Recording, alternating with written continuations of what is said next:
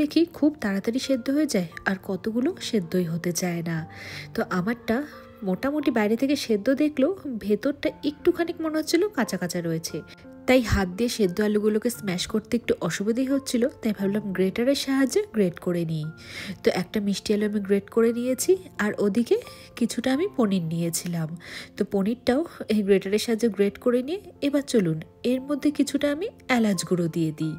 এবার চলুন সব কিছু ভালো মতো করে মেখে নিই। যদিও এটা আগে থেকে গ্রেট করা রয়েছে তাই খুব ভালো মতো করে না মাখলেও চলবে।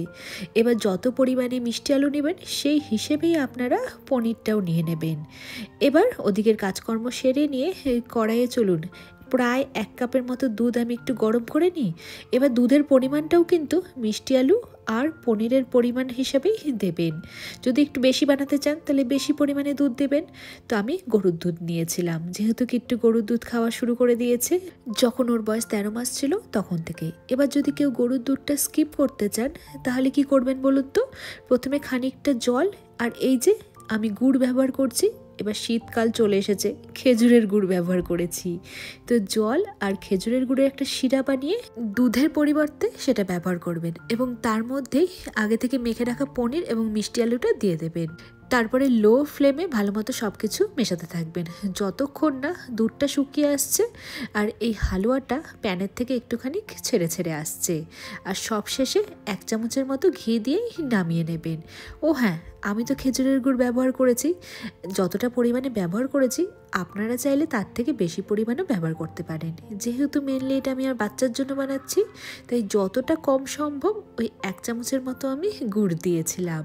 আর হ্যাঁ, চাইলে ওর মধ্যে কিন্তু ড্রাই ফ্রুটসও অ্যাড করতে পারেন।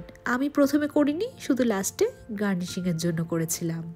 এই যে দেখুন কি ঝটপট মিষ্টি আলুর হালুয়া তৈরি।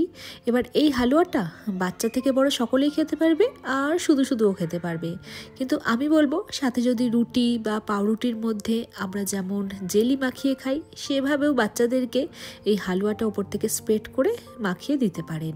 বেশিরভাগ দিন এটা আমি কিট্টুকে রুটির সাথে দিই। ব্রেকফাস্টে, বিকেলে স্ন্যাক্সে, ডিনারের জন্য এটা খুব ভালো অপশন। আর প্রায় 1 সপ্তাহ মতো এটা ফ্রিজের মধ্যে রেখে আপনারা খেতে পারবেন। খাওয়ার আগে একটু গরম করে নেবেন। তবে কিট্টুকে দিই তো আমি 1 থেকে 2 দিনের বেশি ফ্রিজের মধ্যে রেখে খাওয়াইনি। অবশ্য এত টেস্টি হয় তার আগেই আমরা চেটেপুটে এটা শেষ করে দিই। টেবিলে, তোমার টেবিলে বসে খাও। আর এটা কি?